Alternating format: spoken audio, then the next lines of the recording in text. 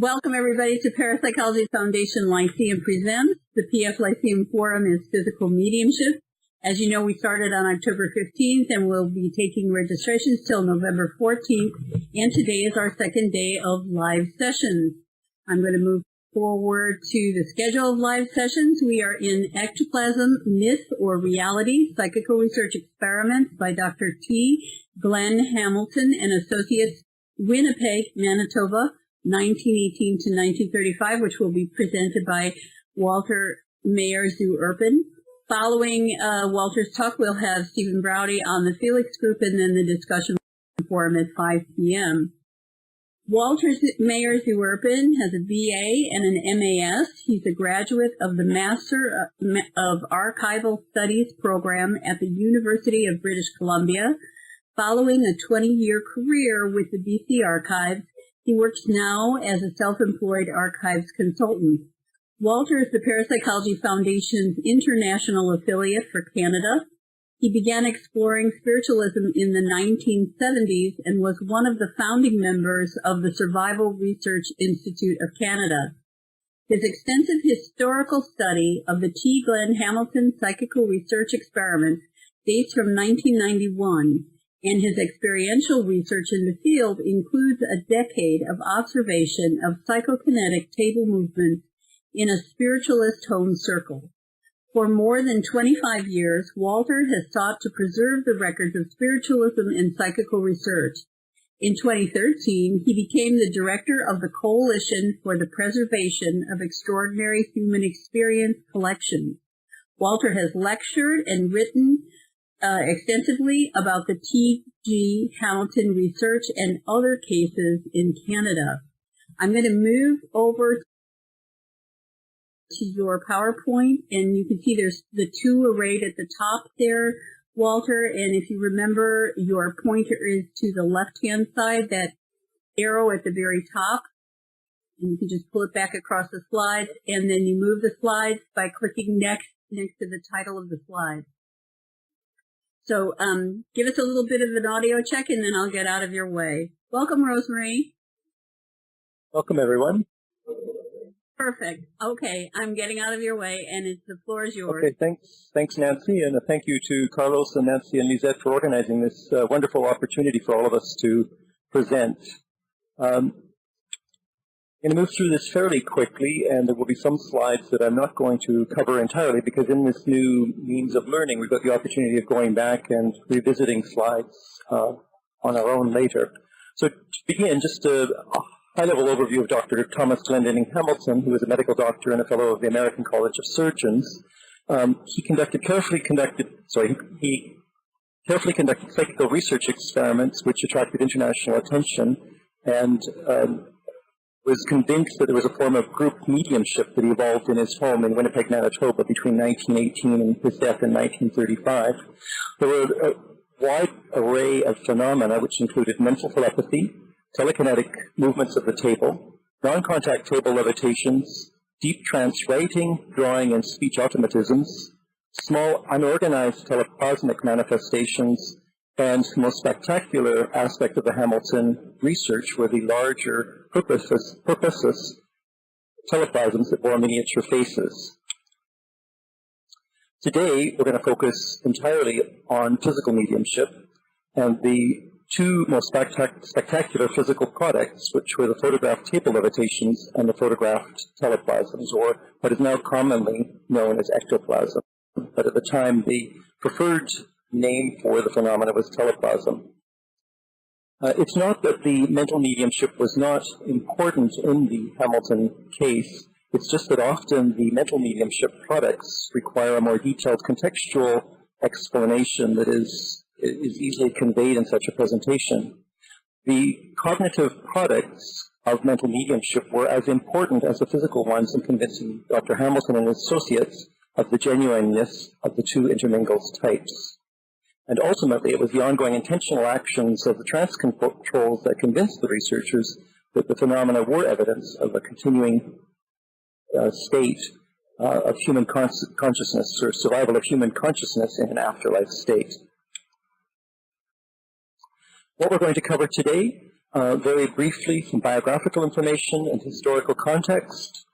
The role of intentional actions by trans personalities in physical mediumship. The reaction of Dr. Hamilton's medical colleagues in the 1920s and 1930s in Winnipeg. I'm going to speak as a professional archivist to the authenticity of the Hamilton archival collection, the integrity of Dr. Hamilton's family and his associates, and towards the conclusion we'll be talking more about the relationship between psychic research and belief in personal immortality, and what the value of these physical phenomena might be as evidence of life after death. Some brief biographical information. Thomas Glen Hamilton was born in Ontario, Canada in 1873 and moved with his family to Winnipeg, Manitoba in 1891. He received his Doctor of Medicine from the Manitoba Medical College in 1903, and in 1906 he married Lillian May Forrester. And to his friends and medical colleagues even, he came to be known as TGH. I want to acknowledge the University of Manitoba Department of Archives and Special Collections for the use of all of the images that I'm going to share with you today. The whole of the Hamilton Archives collection is available through the website, or at least the archival description of it is, but the images, the most fantastic part of it perhaps, the images are available through a website, and I've included the URL here for you. And I'm not sure whether you can see or not, but the notes field in the presentation, that's something we'll discuss with Nancy afterwards, will give you the actual specific credit of each image that I've used. Here's a picture of Dr. Hamilton, about 1930, so he is in his late 50s at that point. Here's a picture of his wife, Lillian May Forrester, who was a graduate in nursing and was Hamilton's closest colleague throughout the whole of the experiments. Without Lillian, the experiments would not have happened. The Hamiltons had 4 children, Margaret, Glenn, James, and Arthur. You can see that Arthur died as an infant, but the 3 other children all were involved to some extent or another in the experiments, either at the time that they occurred or in promoting the research years later. Here's a picture of the Hamilton home in Elmwood, the community in which Dr. Hamilton lived with his family. This is a picture from the 1980s showing the home with the large open porch. The Hamiltons were intensely involved in political, social, and church affairs in Elmwood. So he had a well-rounded life. Psychical research was by no means the entirety of his focus. It was just a small part of the many activities in which he was engaged.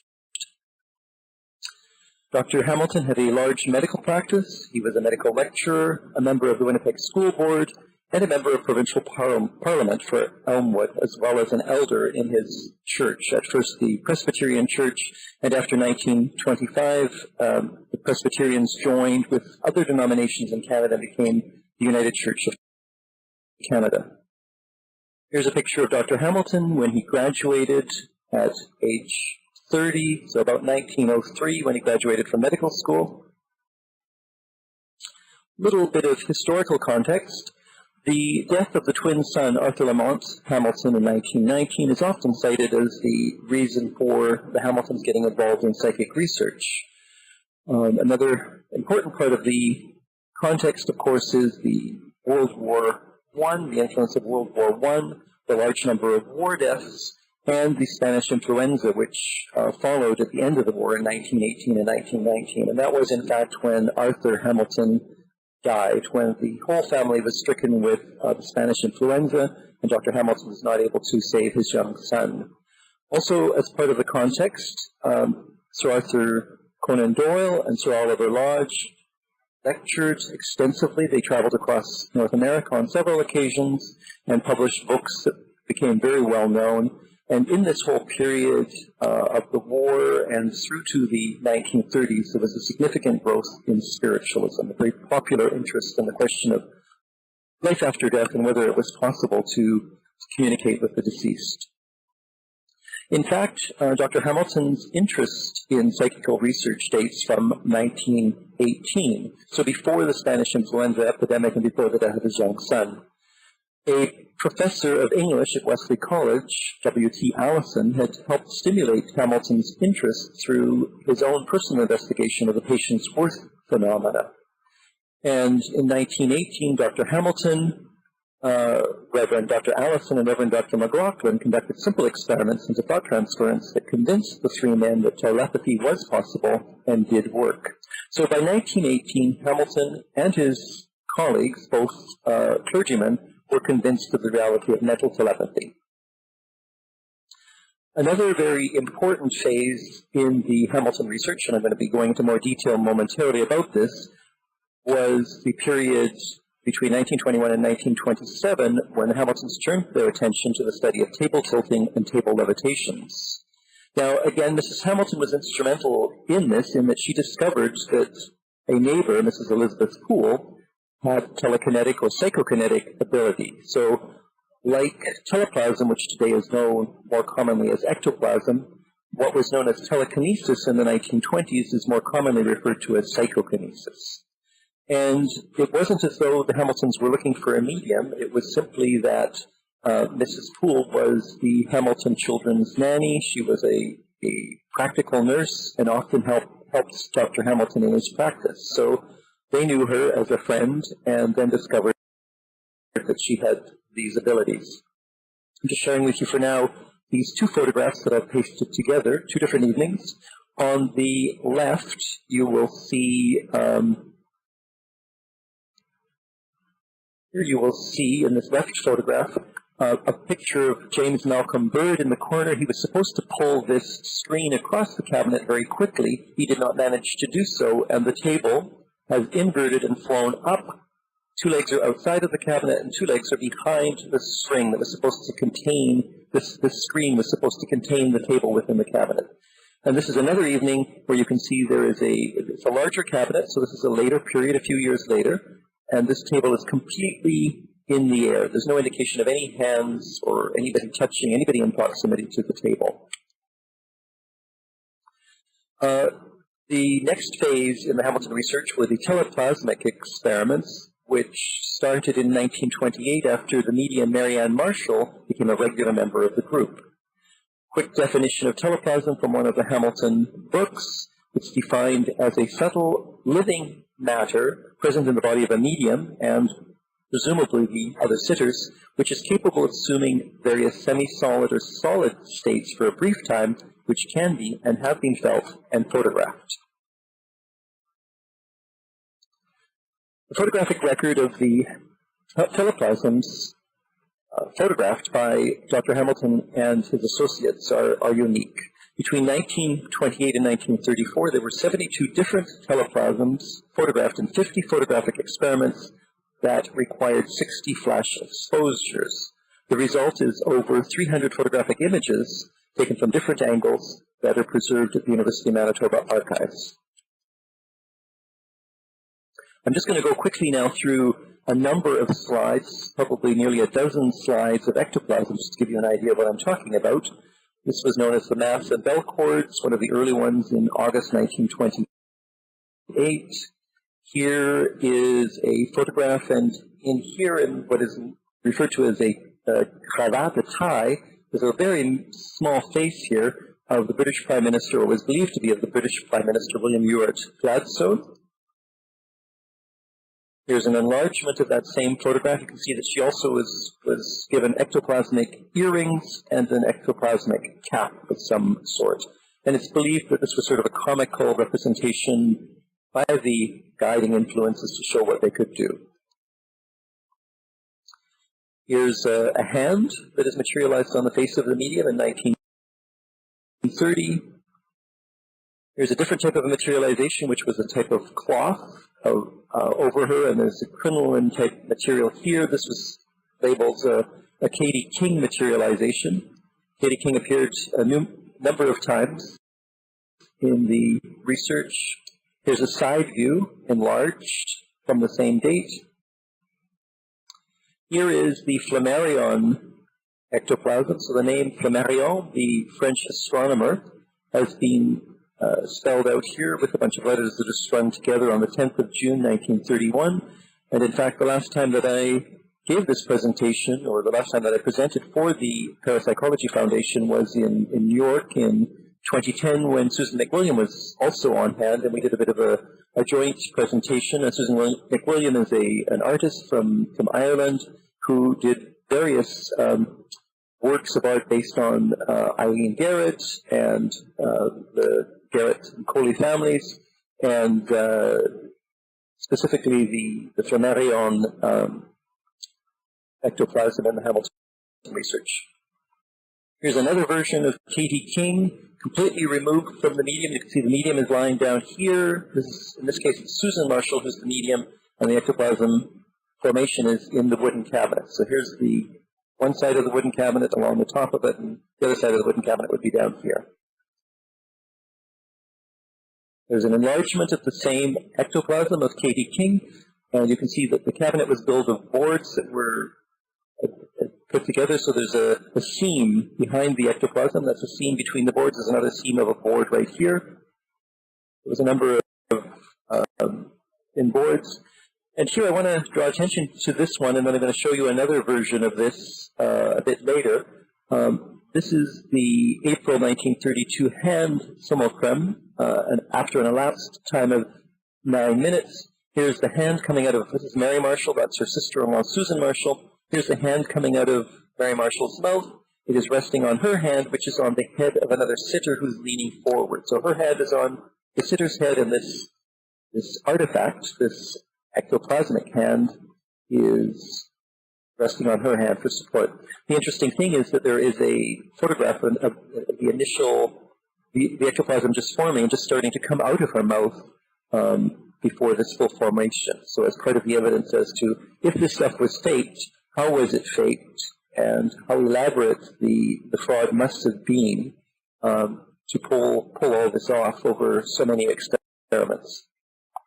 There's another view, a side view of the same ectoplasm, so you can see that there are many different views of the same ectoplasm, which demonstrate very, very clearly that these phenomena were in the three-dimensional space of the seance room. They weren't imagined, they weren't somehow photoshopped onto the photographs. They really did exist in the seance room.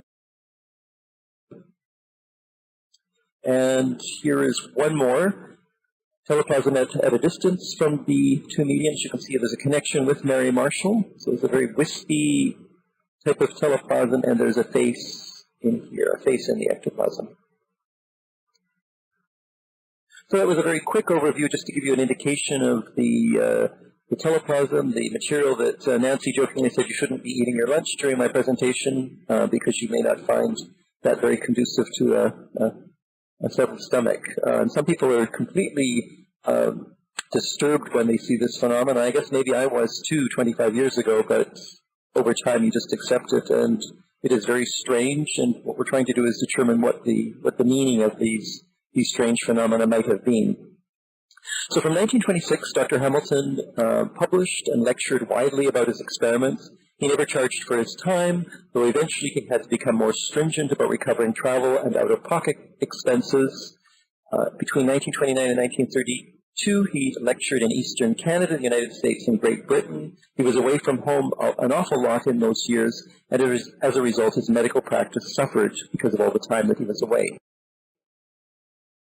Though the Hamiltons were not themselves spiritualists, they had contact with many individuals active within spiritualism, including Sir Arthur and Jean Conan Doyle, Sir Oliver Lodge, Dr. and Mrs. Crandon from Boston, and the Canadian Prime Minister William Lyon Mackenzie King. The Hamiltons also were connected with the Ontario-born Stinson-Crandon siblings. The mediumship of Mina Marguerite Crandon, better known as Marjorie, was discovered in June 1923 by her husband, the Boston physician Dr. L.R.G. Crandon, who became the primary investigator. Crandon was a professor of surgery at Harvard Medical School and had authored a textbook on surgical after-treatment. And like in the Hamilton case, they started small, they started private, and discovered that there was this developing form of physical mediumship with Marjorie, and they initially were meeting just with several friends. Now, Nina's older brother, Walter Stewart Stinson, died in a railway accident in 1911 in the eastern states, and became her main trance control throughout her mediumship, and also began to manifest in the Hamilton group from 1928 onwards. Dr. Hamilton was convinced that the Marjorie mediumship was genuine, or at least the phenomena that he had observed were genuine. In 1925, Dr. Hamilton had visited the Crandons in Boston, and the following year the Crandons visited Winnipeg, where sittings were held in the Hamilton home, and other homes, other medical doctors and lawyers offered their homes for sittings. And throughout the 1920s and early 1930s, there was a significant controversy that raged over whether or not Marjorie was a genuine physical medium or not. Dr. Hamilton's work is best recorded in a book that was published posthumously to record the results of his investigations. It was edited by his son, James E. Hamilton, and first published in 1942. It's called Intention and Survival, with a long subtitle, but it's worth reading out because it reflects the Hamilton belief, psychical research studies and the bearing of intentional actions by transpersonalities on the problem of human survival. A second book was published in 1969 as a sequel by the daughter Margaret Hamilton Bach. The title is Survival a Fact? And that book focused rather on the deep trance automatic scripts rather than the physical phenomena. It documented the continuation of the group's research after Dr. Hamilton's death, and does include some photographs of ectoplasm, and in particular a photograph of Dr. Hamilton, which the family accepted as conclusive evidence that Hamilton had survived death. There were three mediums that were primarily responsible for the table levitations and teleplasms. Dr. Hamilton believed that the best phenomena manifested when the regular mediums and participants were present, contributing to the energy of an evolving group mediumship. The Hamilton mediums were non-professionals, and none received any financial remuneration over the years of the research. The three main mediums were Elizabeth Poole, whom I've already mentioned. The others were Mary Ann Marshall, known as Dawn, and her sister-in-law, Susan Marshall, who was known as Mercedes. In addition, there were a number of auxiliary mediums that developed during the course of the research. Mrs. Poole, Elizabeth MacDonald Wilson Poole, was largely responsible for the telekinetic movement and levitation of the table that was repeatedly photographed in the Hamilton Circle. In July 1923, during Arthur Conan Doyle's visit to Winnipeg, he was able to observe Mrs. Poole's ability to levitate the seance table.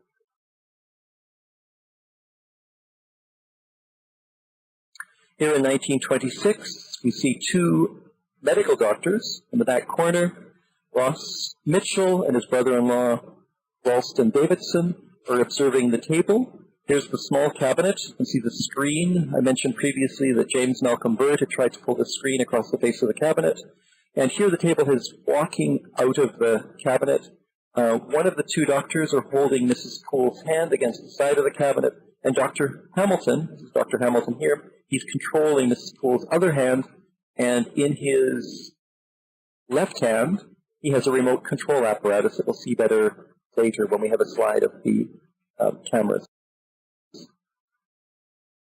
This is a few seconds later. The table that was walking out of the cabinet has suddenly levitated and flown towards Dr. Hamilton and Mrs. Poole. So often, for some unknown reason, the table would come towards Mrs. Poole, who was believed to be the source of the energy that caused the table to move.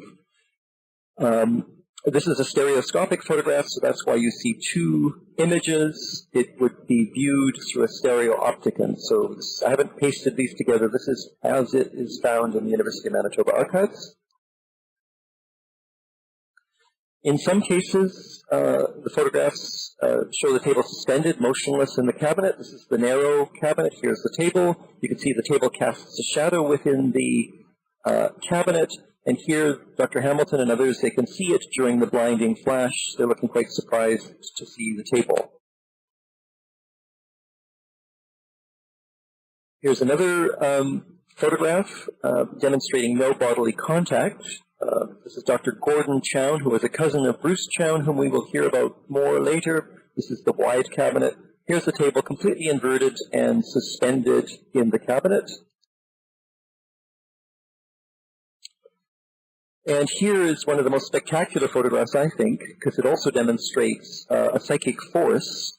So this is the wide cabinet, the table's completely in the air. Mrs. Poole has turned to the corner of the room to protect herself from this table, which by then she knew was going to take flight.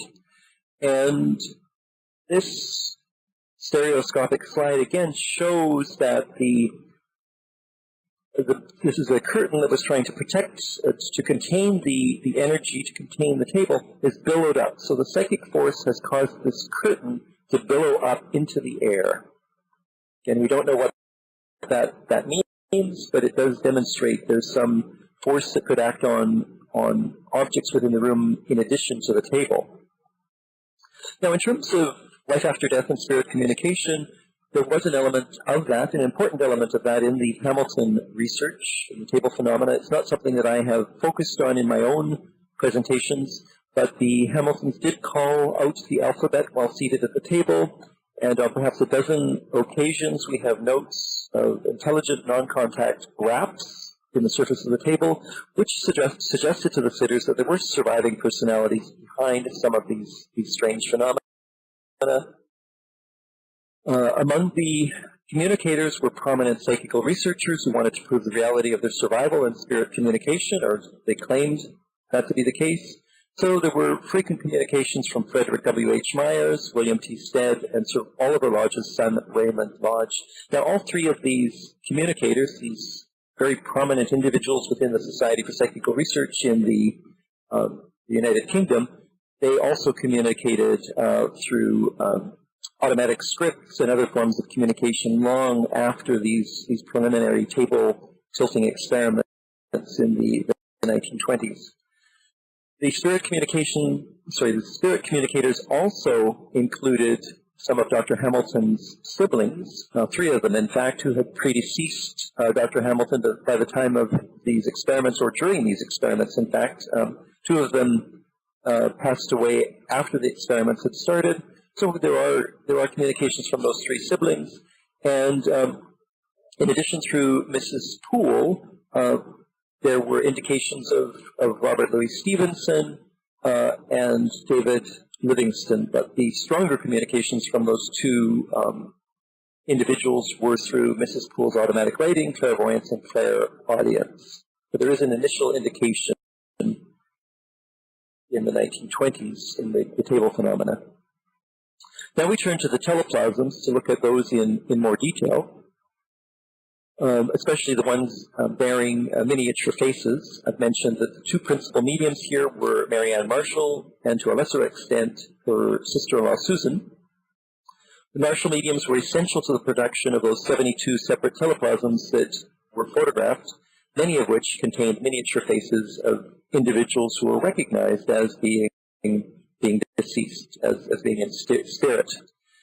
Here in November 1928, we have what is called the Five Faces teleplasm on the face of the medium. So this is Marianne Marshall. Her hands are being controlled by sitters on either side of her. Here's a table in front of her. She's being reclosed in a kimono that's being provided by Mrs. Hamilton.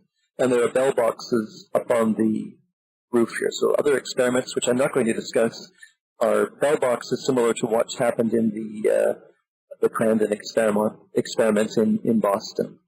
So this should be an enlargement next. Yeah, that's an enlargement from a different angle of the Five Faces teleplasm. These were various individuals personally recognized, I believe, by the Hamiltons, but these two down here were believed to be David Livingston and Robert Louis Stevenson in 1928 through the teleplasmic manifestation. Now, there were a number of Winnipeg professional men associated with the Marshall teleplasms, medical doctors as well as lawyers. I'm not going to go through their names here. because they won't be meaningful or as meaningful to you as to an audience familiar with Winnipeg. The interesting thing is that those gentlemen allowed their names to be associated with the TGH research, and in some cases decades after it ended. And the fact that they didn't distance themselves from the Hamilton research says to me that they were unable to discover how the teleplasms might have been fraudulently produced even years later. And it's almost 25 years later, a number of the individuals here listed who were still at that time living went on public record again in several newspaper series to indicate they were still convinced of the authenticity of the research from the 1920s and 1930s. Now, back to Walter Stewart Stinson, the brother of Mina Crandon. He was the main trance control in charge of the teleplasmic experiments. And as I've mentioned, he appears in 1928 with Mary Marshall. He remained working with Mary Marshall and Mrs. Hamilton until Mrs. Hamilton brought the experiments to a close finally in 1944. So that's almost 9 years after Dr. Hamilton's death. And then Mary Marshall joined another circle in Winnipeg, that of Mrs. Sylvia Barber, another home circle of spiritualists. And from 1947 to 1958, Walter Stinson continued to communicate through Mary Marshall in that home circle. That's a case that needs to be explored in more detail because what I've discovered, in fact, is that the Chancellor of the University of Manitoba joined that circle for a number of years. So we suddenly have Victor Sifton sitting in the Barber circle with Mary Marshall, and the family members, daughters-in-law and grandchildren, have confirmed with me that Victor Sifton was attending seances in the 1950s. So that's an interesting and important additional witness, though we have nothing in writing from him. We can see him in photographs at the University of Manitoba Archives. Here's a photograph of the main spirit control, Walter Stewart Stinson. Was it the same Walter? Well, that's a question wide open for debate. He was widely believed in both the Marjorie research and in the Hamilton research to be Mina Crandon's brother. In 1934, Dr. Hamilton wrote that neither in the Boston nor Winnipeg experiments has there been any forthcoming formal or conclusive proof supporting the identity that this spirit control claimed. So, like the issue of Dr. Bindeloff, explained by Rosemary Pilkington last Saturday, I don't think, I certainly don't, I'm not convinced that Walter, the communicator in Boston or in Winnipeg, or in fact through Stuart Alexander in Yorkshire, England, can be proven to be one and the same entity, or that he ever was the same as the living Walter Stewart Stinson. I'm not saying he wasn't, but I'm just not personally convinced, certainly not convinced that all three were the same. Now, I want to touch briefly on intentional activity by trance personalities. For all of these photographs, there were elaborate preparations necessary for the teleplasmic product to be photographed. And these preparations, in my mind, demonstrate the intentional activity by these behind-the-scenes trance personalities, among which Walter was the primary control. The controls would often state the number of negative sittings that would be required before photographic results could be obtained, and when the sitting was reached at which photographs would be taken, there were extra precautions that were implemented. The cameras were prepared, and then one of the trance controls would indicate by speech or other motor automatism the moment at which Dr. Hamilton was to explode the flash.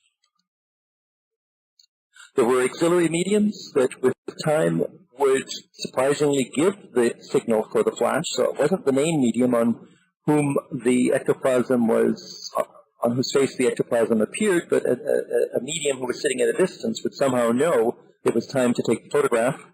And Dr. Hamilton wrote that there were only 2 signals in the whole of our 5 years' experience that have led to negative results, demonstrating how successfully in each instance the control signals synchronized with the teleplasm's brief visible state. And that was a quote from Hamilton in 1934. Shortly after the flash was fired, the trance directors, through one of the mediums, including the auxiliary mediums, would describe what would be discovered on the plates when they were developed, and very often the descriptions indicated the general nature of the phenomena. And I'm going to let you read some of these yourselves later in the interest of time, some of these longer quotes. Here's a photograph of Raymond Lodge, the son of, believed to be the son of Oliver Lodge. We can see his face here in October 1929. And this is one of those instances where there's an elaborate story as to how they came to recognize Raymond Lodge, and I'll elaborate on that a little bit more, and where you can read about it in the Society for Psychical Research's recent issue on the Hamilton case, in the Paranormal Review, the magazine of the SPR called the Paranormal Review. There are 3 Hamilton family members who played a significant role in the research, obviously Mrs. Lillian Hamilton, also the daughter Margaret Hamilton, who acted sometimes as note-taker and was very instrumental in promoting the research after her parents' death, and also Dr. Hamilton's brother, Dr. Jim Hamilton. He was the medical observer and a chief controller of Mary Marshall's right hand throughout the experiments. Other regular participants included a corporate lawyer, a businessman, a school teacher, several types of engineers, and several young men who were Margaret Hamilton's peers and possibly suitors, young gentlemen who were interested in the Hamilton daughter. Dr. Hamilton wrote extensively in his latter years, or in several detailed papers. He was convinced that there was a form of group mediumship among the sitters that was evolving over the years.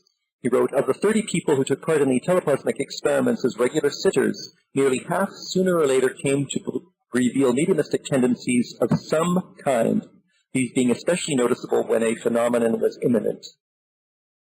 There was excellent reason for believing that many of our regular sitters were also contributing factors in the upbuilding of these strange quasi-material products.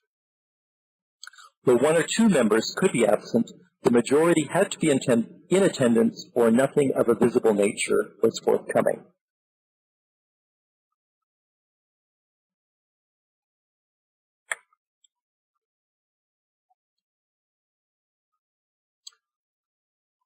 Now, again, I'm not going to read through this as it's a rather convoluted quote, but Dr. Hamilton came to believe that there was an unknown energy accumulation and energy storing process because of the fact that a number of seances were required and requested before a teleplasm could be photographed successfully.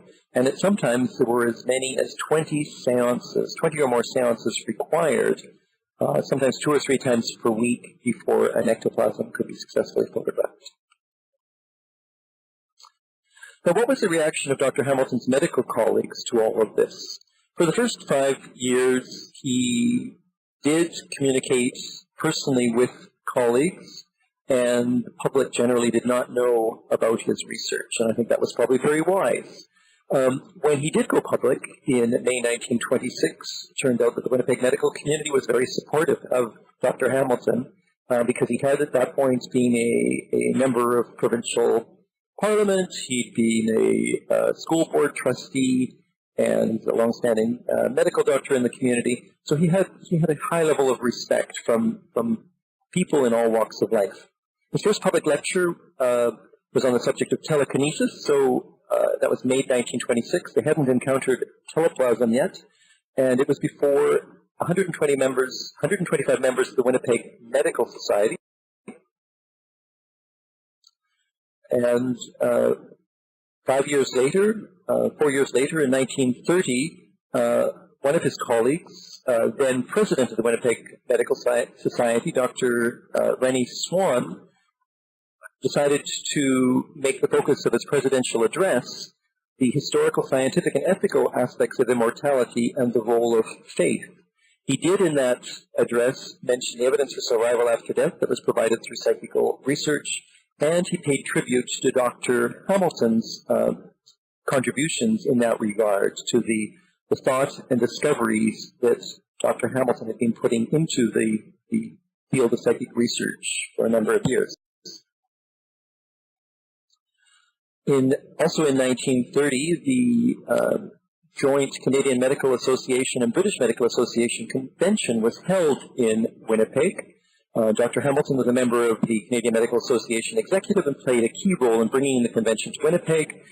And the convention program committee was able to convince Dr. Hamilton to display his photographs and to address a luncheon meeting of more than 500 delegates on the topic of psychical research.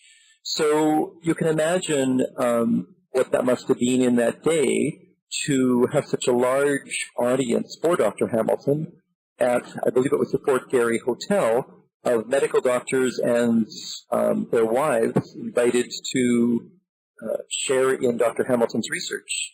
I mean, most of us today are happy when we get 50 to 100 individuals to listen to what we have to say about research that we've conducted over decades, many of us. There were also independent observations within Winnipeg by other medical doctors, two in particular, where I was able to interview the children of both of these individuals, Dr. Campbell and Dr. Swan, and all of that attests to the fact that authentic telekinetic activity was observed in Winnipeg. Dr. Hamilton also attended at least 8 seances in the Hamilton home, but more importantly, he held sittings in his own home. And the Campbell children, with whom I was able to speak, attested to the phenomena, the table levitations and trumpet movements. Some of them had been there themselves, some of the older children. And at one seance in the room above the Campbell garage, Reverend John Sutherland Bennell was president. He was later a prominent New York preacher and theologian. And see, he died only in 1992, and unfortunately I started my research in 1991, but missed him. I wasn't able to interview him. He had tried with Dr. Swan to pull down the table that had levitated with its legs pointing downward from the ceiling, and the Campbell children describe it as quite a struggle to pull down the table. I don't know whether they succeeded, but it was inferred that it was not possible to dislodge the table from the ceiling. And now I'm just going to touch briefly on a very important witness. Not that he did not actually see the phenomenon of the Hamilton seance room, but a witness who met the Hamiltons and corresponded with the Hamiltons on a number of occasions. Prime Minister William Lyon Mackenzie King, who was Prime Minister of Canada on a number of occasions, 3, 4, 5 terms, I believe, between 1921 and 1948. In 1933, while he was leader of the official opposition, he visited the Hamiltons in Winnipeg and later recorded in his diary that the experiments and the photographs that he had shown that evening were amazing beyond all words.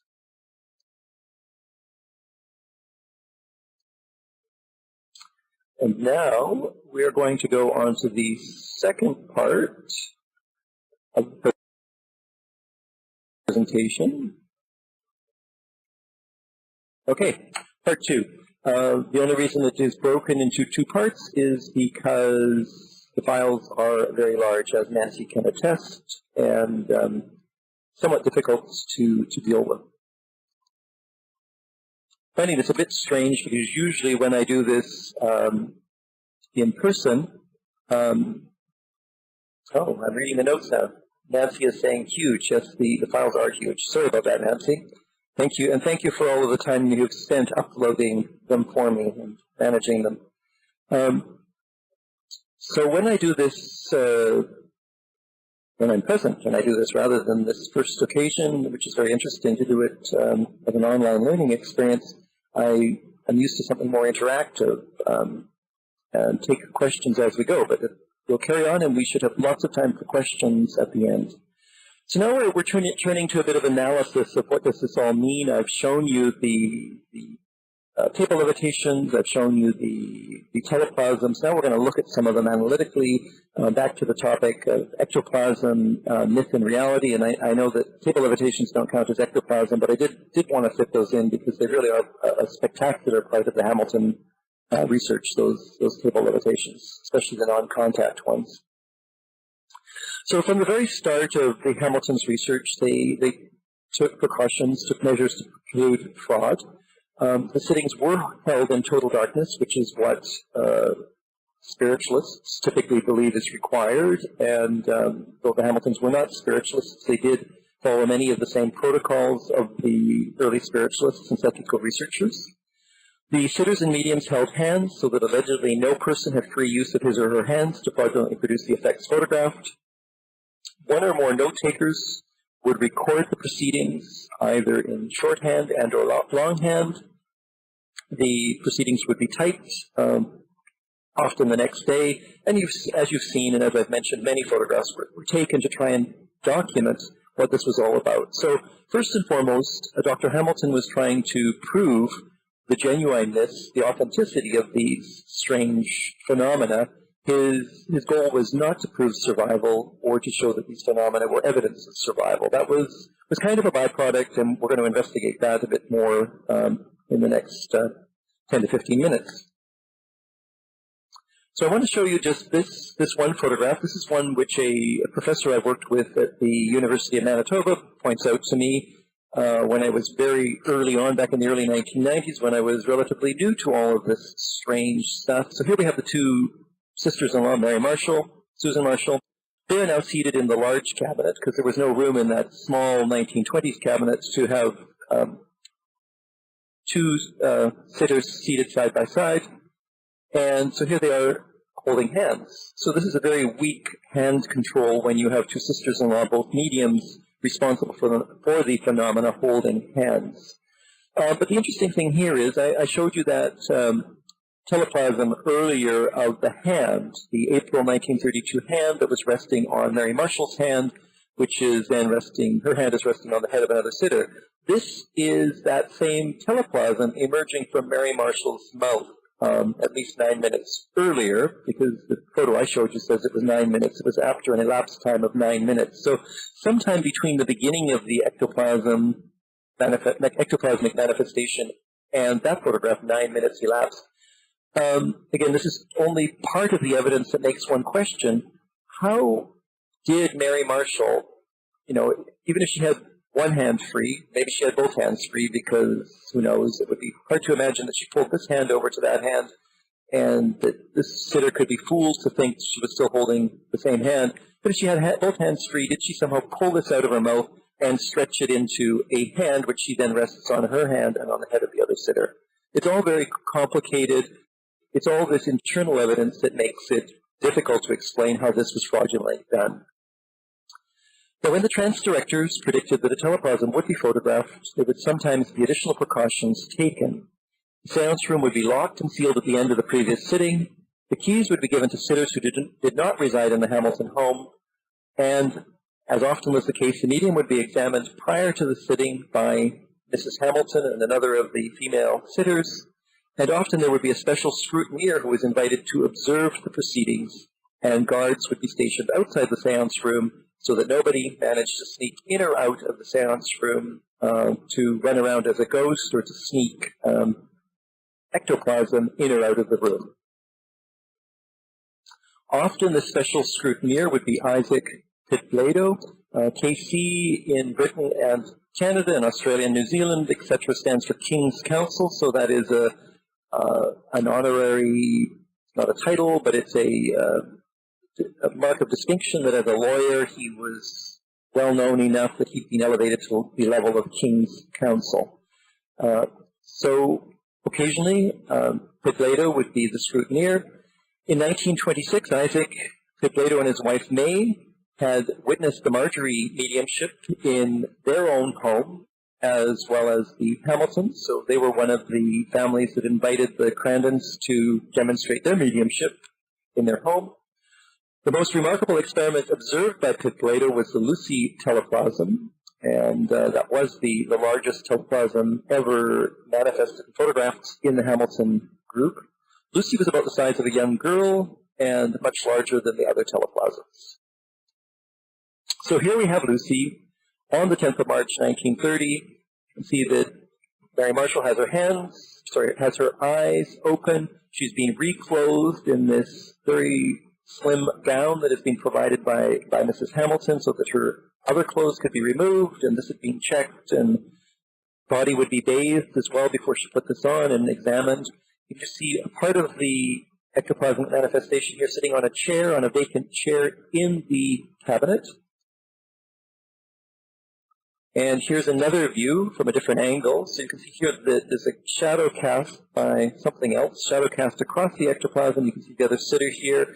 You can just barely see the hands here, and I've included this photograph because it's got a bit of color to it. It's more of a sepia tone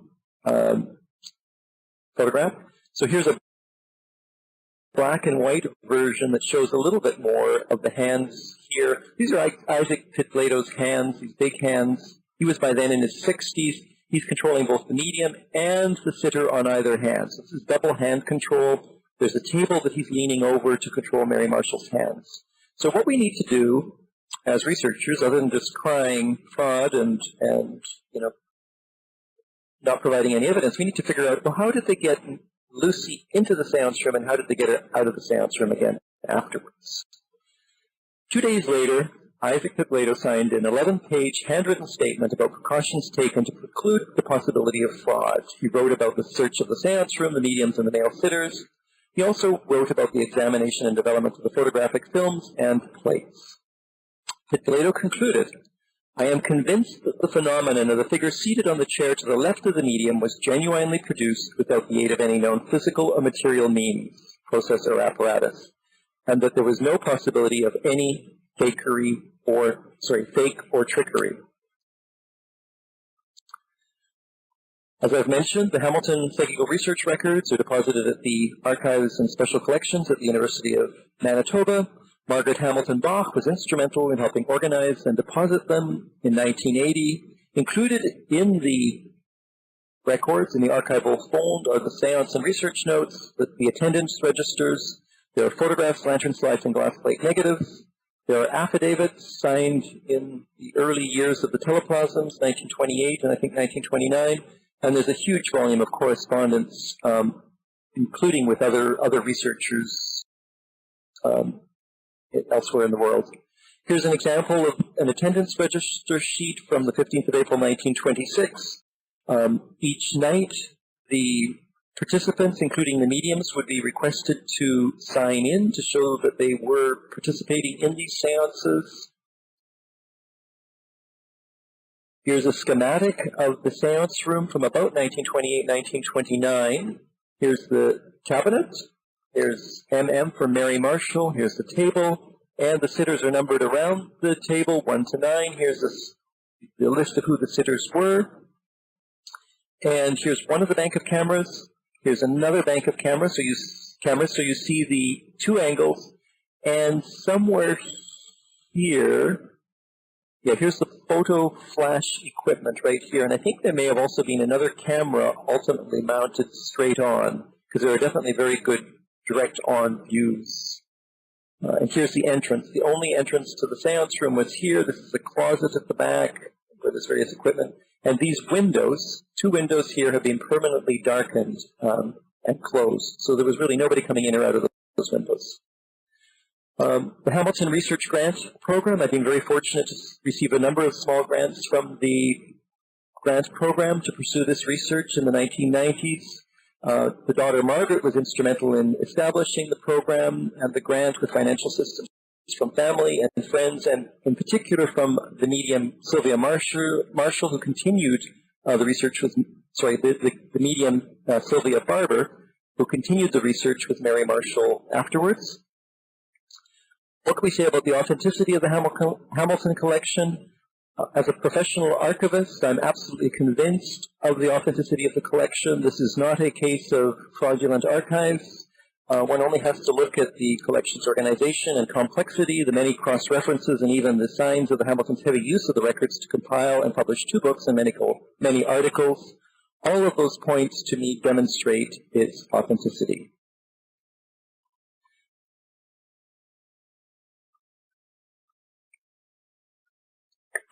Now, a more complicated aspect, the authenticity of the photographs. And often people say, well, obviously the photographs were somehow faked. I can assure you the photographs were not faked. We're going to look at the battery of cameras in a moment, but eventually came to include 11 cameras and 3 flash devices, and Hamilton was able to explode those flashes remotely with a push-button apparatus. So here's the bank of cameras. I've just shown you the seance room schematic. Yes, here is another camera mounted here. These are the 3 flash apparatus. Here is the push-button remote control for exploding the flashes. So there's 5 cameras here, including a stereoscopic camera there with 2 lenses. Here's a stereoscopic camera here with 2 lenses. And this is about 1928, 1929. So at the start of the teleplasmic experiments. As you've seen, the photographs were taken of teleplasms from multiple angles. We're going to move on and look at some of those now. Again, this is a stereoscopic photograph. So 2 images slightly offset to produce a 3-dimensional view when viewed through a stereopticon reader, a viewer, stereopticon viewer. This is the second Arthur Conan Doyle teleplasm. We'll see the first one in a few minutes. Here's another view, a wide-angle view of the teleplasm, the same teleplasm where you can see all the sitters holding hands. Here's a close-up of that same teleplasm. You can see Arthur Conan Doyle's face embedded in this material. This ectoplasm, it does look like cheesecloth. It looks like something that could have been man-made, that somehow come out of her nose. So either we have to accept it was fraudulently produced and concealed within on her body and or given to her by somebody else in the room, or this is an abnormal psychic production that has manifested through processes that we really don't understand. The teleplasms cast shadows within the room. So here are 2 different views of the first Arthur Conan Doyle teleplasm. This is a younger Arthur Conan Doyle. Here you can see the teleplasm casting a shadow on Mary Marshall's cheek and on the top of her body. And also here, the flash, the teleplasm is causing a fairly large shadow here. So I never have been convinced that these are doctored photographs. But for those who would argue that they are doctored photographs, they need to look at the evidence and explain the evidence rather than making wild claims about things they can't substantiate. Here are photographs in time sequential series now that I'm going to show you, which show the teleplasm in these instances being retracted from the body. So this is one of the photographs of Charles Haddon Spurgeon, the Baptist preacher in London, England. I believe he died in the 1890s. And my slide, somehow the photograph is jumped, so the wrong photograph is over top. But this was a second flash here, 1.5 minutes later, where you can still see the visible residue. So 90 seconds later, we get the residue of this teleplasm. This is an enlargement of the same teleplasm, showing the detail of this face. This is the face when I first visited Winnipeg in 1991.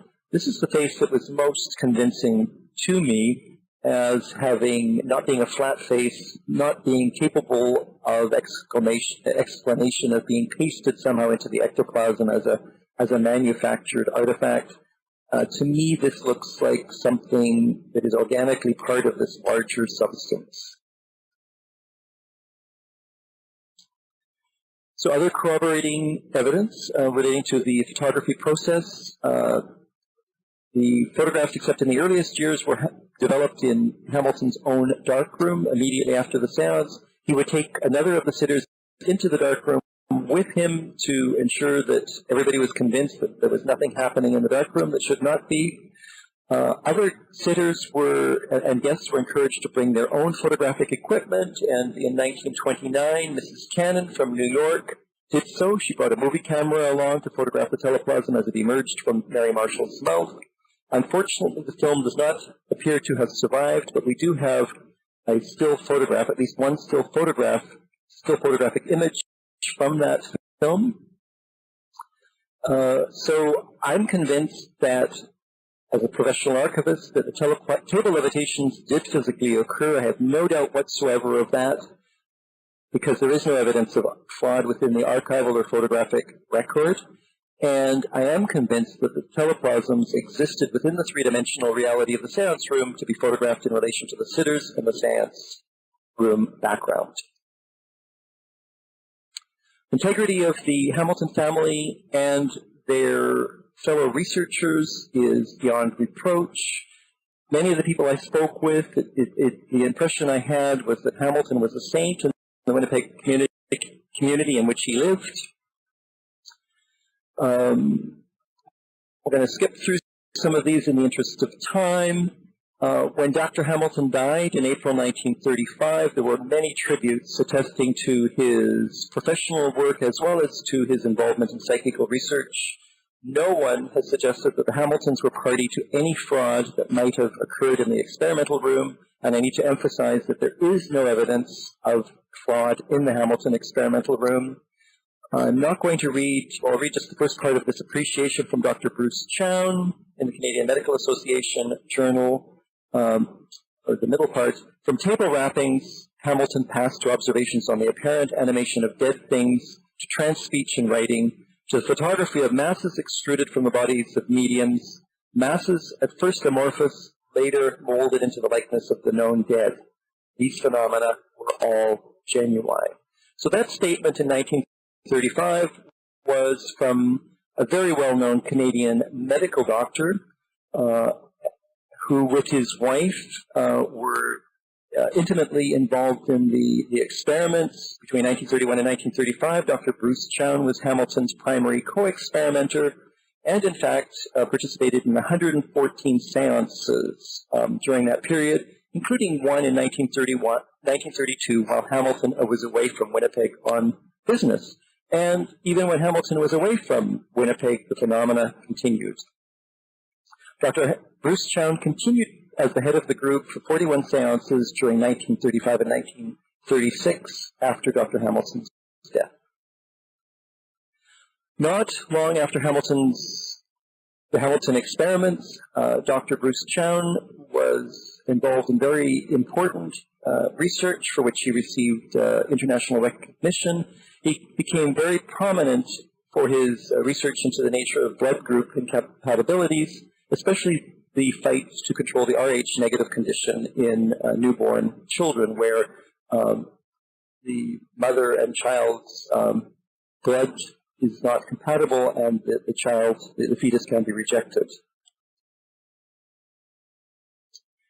So what was the religious background of these researchers? They were all devout adherents of the Protestant religion, involved in the parishes in which they communed. They were not spiritualists. The one exception is Dr. Bruce Chown, who was later agnostic.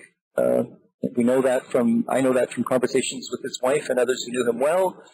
He lived into the 1980s, and again, I received the Hamilton books just a little bit too late. About 1986, I was given the Hamilton books and didn't start my research until 1990, 1991. By 1933, Dr. Hamilton had rejected the idea of an anthropomorphic God, so I just wanted to point that out. I think it's important that he was a man ahead of his time. Okay, I'm going to skip over some of these. There were others in the group who did publicly state their conviction about immortality earlier. Again, we've spoken already about Isaac Pitt-Plato. He was raised as the son of a Presbyterian minister and presumably raised to believe in personal immortality, and much later, after his own wife dies in 1950, in correspondence with Lillian Hamilton, he writes, "It is a great comfort to believe in personal immortality as you and I do." Now, what can we say about physical phenomena as evidence of life after death? Most of the individuals associated with Dr. Hamilton were convinced that the physical phenomena provided conclusive evidence of a continued existence in an afterlife state. Others, however, maintained that the human mind and body possessed capabilities that, though not yet understood, were able to produce the strange phenomena. Dr. Hamilton was very slow to make public his conclusion about the survival hypothesis. or in fact, I think to reach that conclusion, though it's very difficult to know what he personally believed as opposed to what he publicly stated.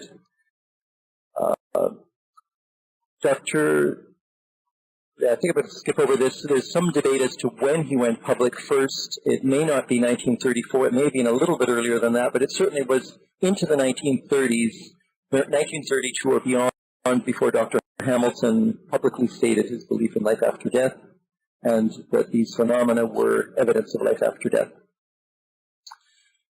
Dr. Hamilton was finally convinced not by the table levitations and teleplasms themselves, but rather by ongoing intentional activities of discarnate transpersonalities that manifested in a consistent and corroborating manner over almost 15 years. Now, some of the witnesses believed that Hamilton was observing some form of abnormal psychology, but the majority believed they were in contact with personalities who had survived death. Importantly, no one who attended the seances or knew individuals involved has dared to impugn the personal integrity of the researchers by suggesting that they were party to fraud. There's been no factual allegation of fraud regarding the phenomena. After 25 years, what are my conclusions? As I've already stated, I'm convinced that the photograph table levitations represent the best documented evidence of macro-PK worldwide. I know that's a very large and grand statement, but the photographs, if you look at all of the photographs of the table levitations, it's really remarkable, and I've not found anything to compare to it. Dr. Hamilton died in 1935, and at this date, it's unfortunately impossible to know with certainty whether the teleplasms photographed in his seance room were produced through genuine or fraudulent means. Notwithstanding the significant criticism that the experiments were conducted under the cloak of darkness, which makes careful control and observation difficult, I find it very difficult to believe that teleplasms could have been faked and the researchers duped in more than 50 experiments. And indeed, there is no factual evidence to suggest that the teleplasms were fraudulent. So what I've tried to do today is look at some of the circumstantial evidence that those who come at this research typically don't even see, I suspect, and they often, as we well know, have a very flippant approach to all of this and quickly discard it. Was the ectoplasm faked? To conclude that the teleplasms must be fraudulent on the a priori ground that the human body is incapable of producing such extrusions would be foolish. It would go against the testimony of the highly respected individuals who attested to its authenticity.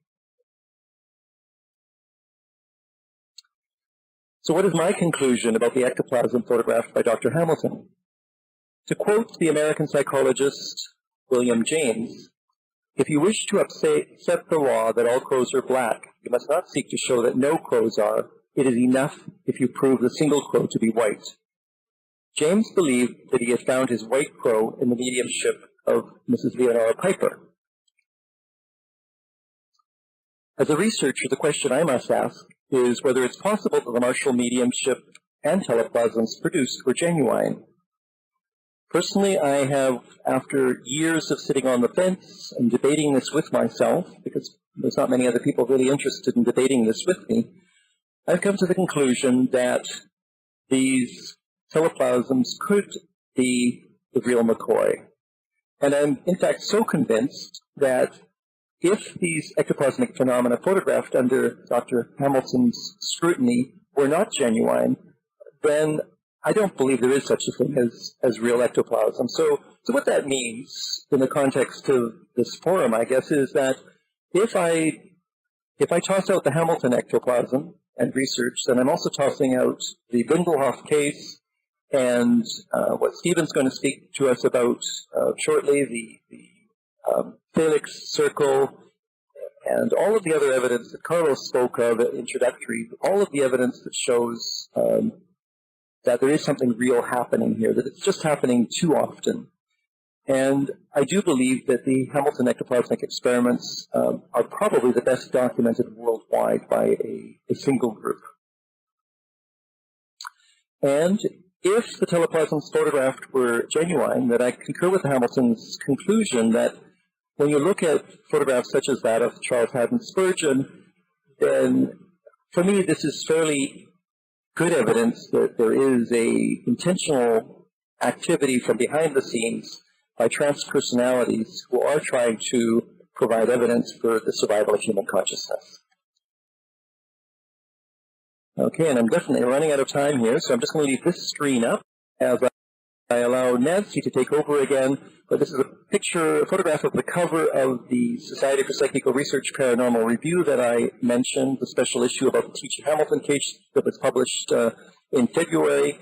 The content was coordinated and edited by myself and my colleague, the University of Manitoba archivist, Dr. Shelley Sweeney, and there are copies still available. So thank you very much for your time and patience listening.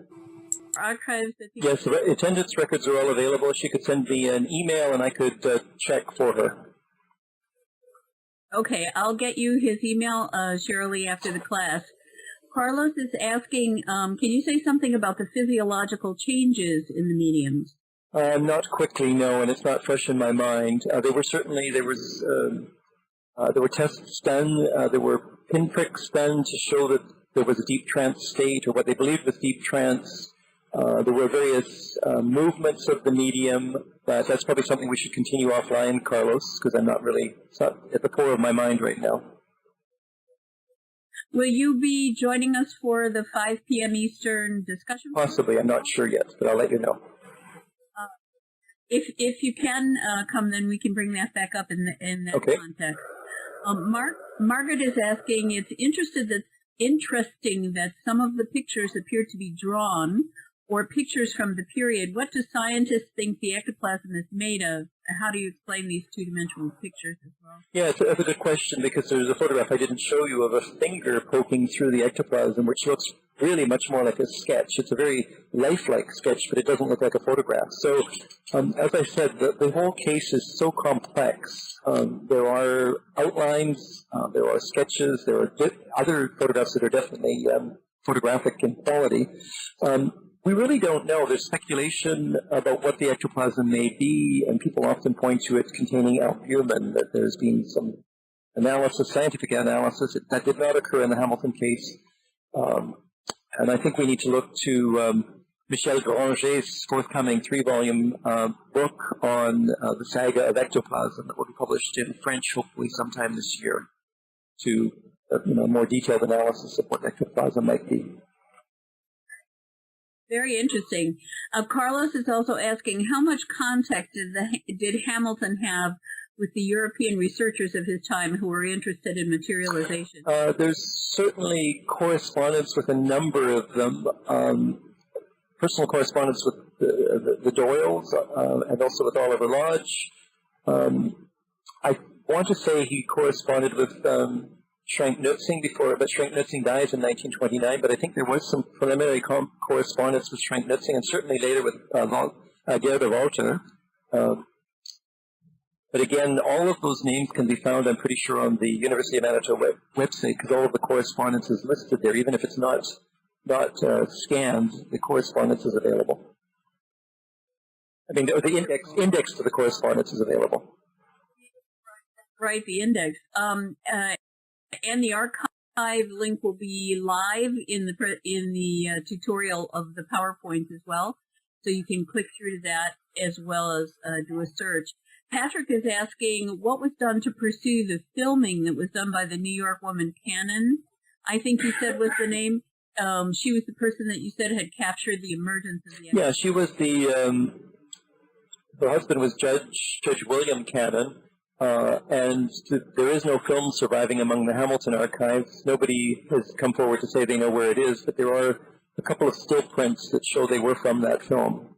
So it's, we can always hope that it might one day surface, but I think it's doubtful unless we can find the Cannon family, unless we can find descendants of William Cannon and his wife.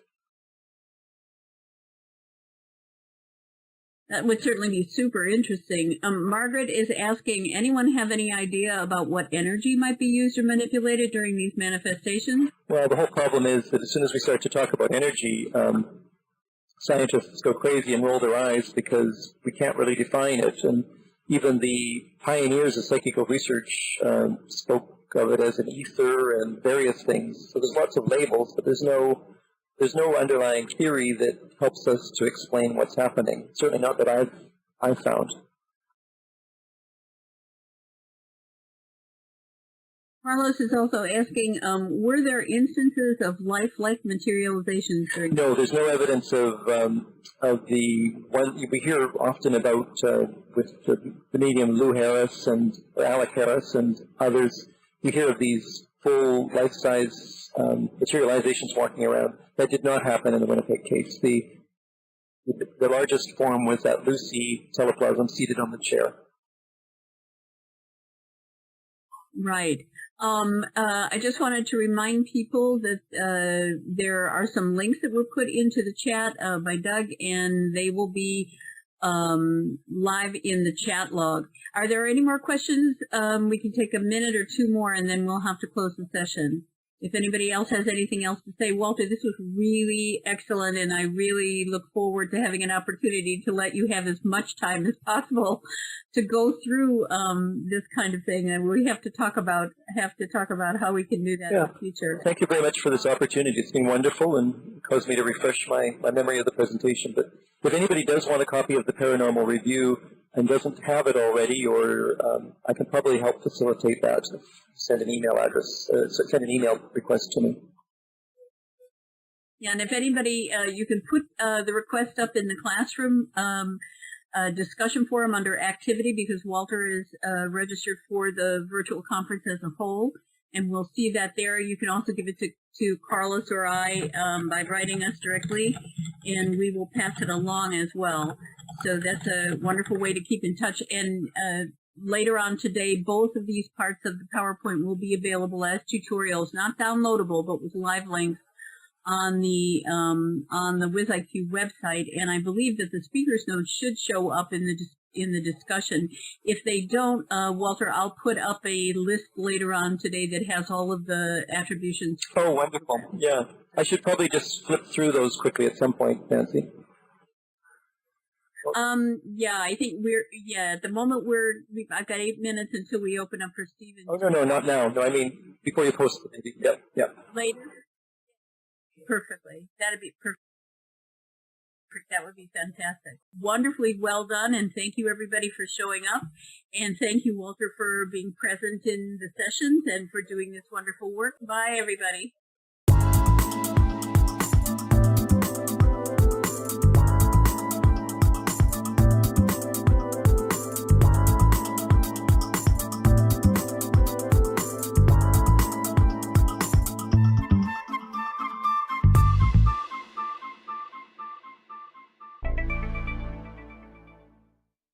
Hi there, I'm Lisette Coley. I'm president of Parapsychology Foundation, so welcome to our YouTube channel. We have lots to look at, so please check out our videos. Don't forget to subscribe. Thank you.